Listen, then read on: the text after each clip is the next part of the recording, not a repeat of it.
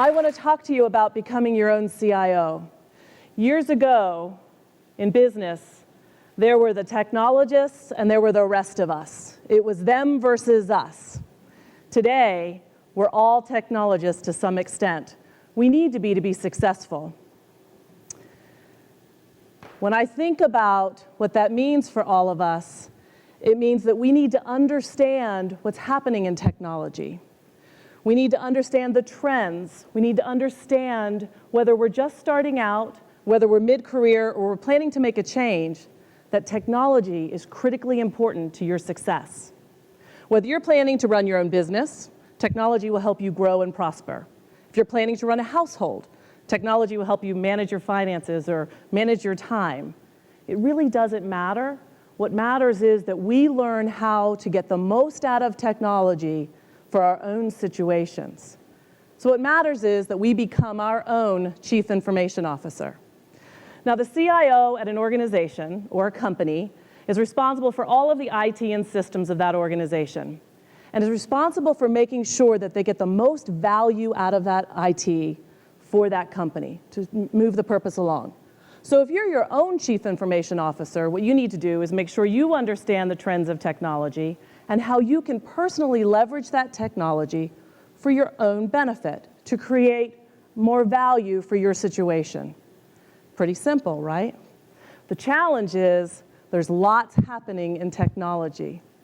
Now, I didn't start my career as a technologist. I didn't really even start being interested in technology at all. As a matter of fact, I have a degree in music and psychology. And I would have never thought I would be standing here speaking to you as a CIO of a major financial institution. When I started my career 26 years ago in banking, it was all about people and paper. It was all about personal interactions and processing lots of paper. Now, there were technologists, but they were way in the back. You never saw them. You never really wanted to talk to them either. And when you had to deal with them, it was because something they did changed the way you had to do your job. And that was kind of about it. But it was very clear that technology started to change and it was being introduced faster and faster. So I started to realize that, geez, I needed to change my viewpoint about this technology thing. I needed to look at it and say, wait a second, I needed to get ahead of it and figure out how it was going to make my job better and our industry better. Well, I came to this realization back in 2000 when I was asked to lead an innovation team. It was very clear, abundantly clear, that technology was going to radically change the financial services industry. So after that role, having no technology background, I chose to move into technology, to immerse myself in that side of the business, to learn, to really figure out what was it about this technology that was happening to change the business. I chose to stay in technology because I realized I wanted to be a part of creating the change and not just waiting for the change to happen to me, to make a difference.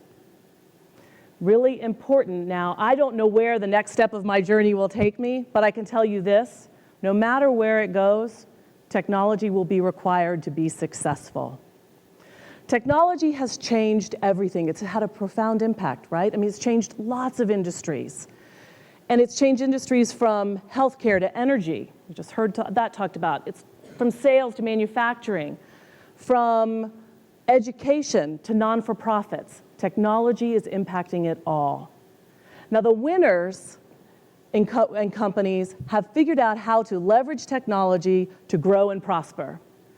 And the losers, well, quite frankly, they've ignored the trends and it's passed them by. So it's really important that we understand those trends. Technology has had a profound impact on people's lives. Now, outside of business, I'll give you an example. The Achievement Centers for Children, where I sit on the board, is leveraging technology in the form of iPads to do language and speech therapy for autistic children. It's incredibly powerful work. Now, on the other hand, there are studies right now that show our dependency on these devices that we carry around is actually prohibiting us from building the proper communications and interpersonal relationships that we need to be successful. So the key is we need to control technology and not allow technology to control us. And quite frankly, there's probably too many people that allow it to control them. Now, IT jobs are the fastest sector of jobs, the fastest growing sector of jobs in the professional sector.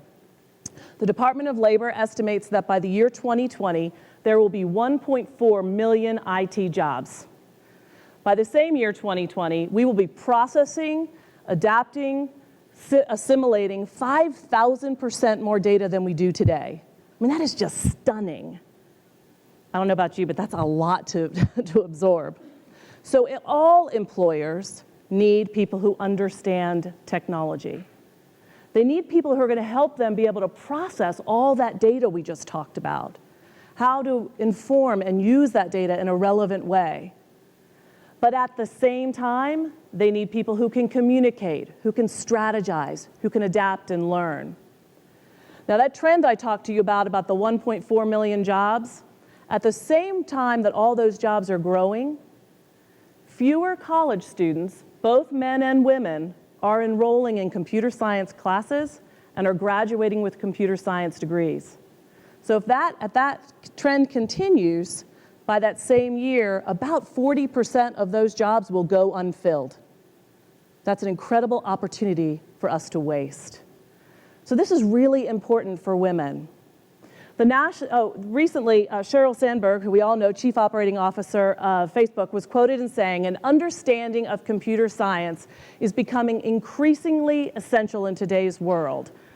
Our national competitiveness depends upon our ability to educate our children, and that includes our girls, in this critical field." Less than 25% of the CIOs in the United States are women. So I often find myself in a room full of men talking about technology. And guess what? That just needs to change. We need more women. The National Center for Women in Information Technology has been studying these trends for a long time, and the numbers just aren't great. You can see here, computing jobs held by women hit a peak in 1991 at 37%, and by the year 2011 had declined to 26%. At the same time, patents filed in the US for IT between 1980 and 2010, 6% were filed by women. Now, women are using technology at the same rate of men. So what this tells us is women are not creating or inventing technology. Women are not leveraging technology to develop the solutions. We need women in the whole ecosystem of technology, from invention to development to implementation. And we need that because women have an innate ability to problem solve, to learn, to think creatively. And at the same time, women are incredible at adapting to disruption. And let's face it, technology can be very disruptive. There was an early pioneer, Rear Admiral Grace Hopper. And back in the 1950s, she invented the computer programming called COBOL. She could have been talking to all women when she said this quote, "A ship in port is safe, but that's not what ships are built for. Sail out to sea and do new things." So where is the ship sailing now? I don't know. We don't know what the next shift of technology will bring, but I can tell you, I think it's somewhere in the cloud, somewhere in the technology cloud. And there is a new set of technology innovations that are really becoming mainstream and impacting the way we work today. You see it all the time. Technology is changing at a faster and faster rate. You get those updates on your software all the time now, right? So what does that mean for our brain? It means we need to update our brain software. We need to think about how do we apply these emerging technologies like SMAC, social, mobile, analytic, cloud, and let's not forget security, the importance of security. How do we apply these emerging things to create innovations that will make lives better? Now for students, STEM is critically important. Science, technology, engineering, and math. We need to invest in those courses. They allow us to innovate, stimulate inquiry, and stimulate, quite frankly, intellectual growth that will last a lifetime and may lead to a fascination with technology that could open doors that you never realized existed. So it's critically important. Now, the next generation, we also know, is very values-based. They want to change the world, want to make something different, make things better. And guess what? We want them to do that. But we need to leverage technology in the right way to make that happen. So I'm going to leave you with 5 tips to becoming your own CIO. Number 1, never stop learning. While a college degree is critically important because it demonstrates you have acumen in a specific field, more importantly, it demonstrates you can continuously learn. Successful people never stop learning. They're always learning the best in their trade. They're challenging the status quo. They're always moving forward. So for those of you who are thinking about it, take a computer science course. For those of you who are mid-career, I would encourage you to actually take a course in coding. Now, some of you are saying, why would I do that? But there's a whole movement across industries that says they're trying to get coding to be a requirement for high school and college students. Now, some of you are sitting there in mid-career going, I don't want to go back to school, so sign up for a MOOC, a massive online open course. They're free, and lots of learning institutions are offering them, including places like MIT and Harvard, where you can go online in the privacy of your own home and learn how to code. It may open doors that you never thought were there. Number 2, value diversity. As we leverage technology to problem solve, we need to invite people into the discussion who have different experiences, different educational backgrounds, ethnic diversity, gender diversity, cultural diversity. We need to be globally aware and globally educated because technology is allowing us to share ideas so rapidly around the world so we can even create more impactful solutions. Number 3, change is opportunity. Don't look at it as a disruption. Look at it as something that is going to create new opportunities for you. And better yet, why not create that change? Number 4, be courageous. When you're invited to the table, bring your full self to the table. You are the only one who can bring your unique voice to the table. And I know it takes courage sometimes to say the truth that's in your heart or ask that question that's been ringing around in your head. But I will tell you this, it's a greater risk to leave the table and not express that opinion and wonder, I should have, I could have, I would have. And number 5, and most important, is have fun. Pick a journey that is challenging and exciting, and yes, it will be hard work. But if it's your journey, you'll make it fun. Leverage technology so that you can find your balance in that journey, and once you find your personal balance, treasure it because it's yours and only yours. So in closing, let me say this. I believe we all need to be our own personal CIOs.